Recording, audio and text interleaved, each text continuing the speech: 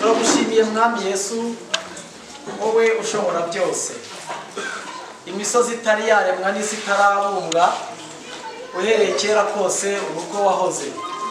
Wateguye ibyiza byinshi kuva kera, kandi byari bizwi binamenyekana cyane kuri wowe kurushaho ko uyu muryango uzahura n'uyu muryango wundi kugira ngo tugire ibirori bisa n'ibi. Izina ryawe rihabwe icyubahiro.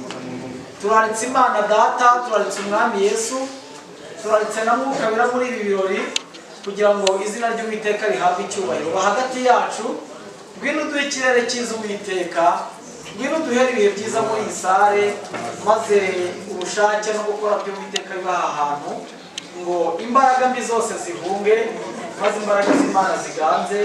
Ibyo byose tubisabye twizeye Imana mu izina rya Yesu Kristo Umwami wacu.